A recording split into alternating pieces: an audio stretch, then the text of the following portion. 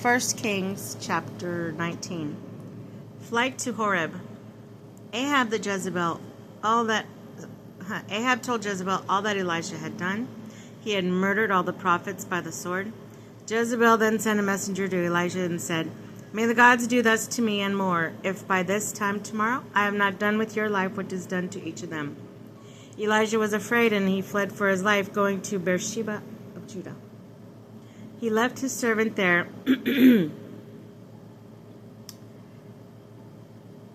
and went a day's journey into the wilderness until he came to a solitary broom tree and sat beneath it. He prayed for death. "Enough, Lord, take my life, for I am no better than my ancestors." He lay down and fell asleep under the solitary broom tree, but suddenly a messenger touched him and said, "Get up and eat." He looked there. At his head was a hearth cake and a jug of water. After he ate and drank, he lay down again. The angel of the Lord came back a second time, touched him, and said, "Get up and eat, or the journey will be too much for you." He got up, ate and drank, then strengthened by that food, he walked 40 days and 40 nights to the mount of God, Horeb. There he came to a cave where he took shelter. But the word of the Lord came to him, "Why are you here, Elijah?"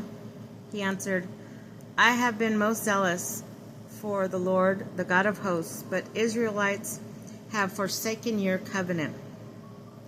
They have destroyed your altar and murdered your prophets." You like this? You listening? Okay. And by the sword. I alone remain, and they seek to take my life. Then the Lord said, "Go out and stand on the mountain before the Lord. The Lord will pass by."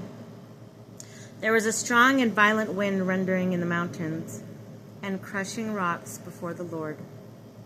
But the Lord was not in the wind. After the wind, an earthquake.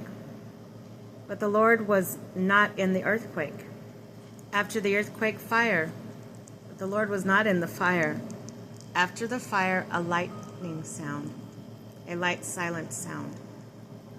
When he heard this, Elijah hid his face in his cloak and went out and stood at the entrance of the cave.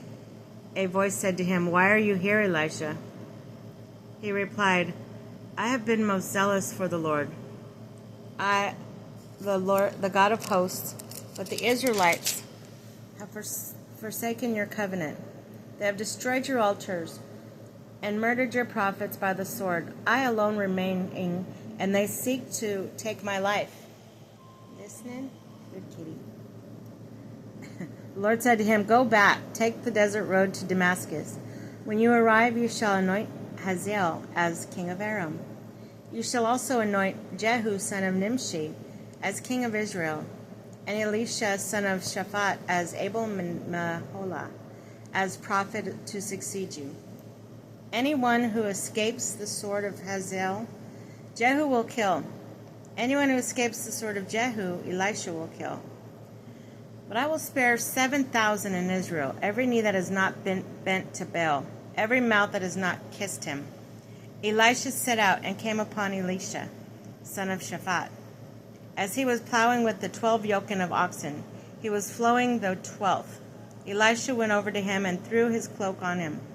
Elisha left his oxen, ran after Elijah, and said, "Please, let me kiss my father and mother goodbye, and I will follow you." Elisha said, "Go back.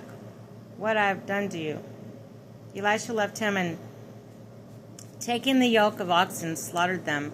He used the plowing equipment for fuel to boil their flesh and gave it to the people to eat.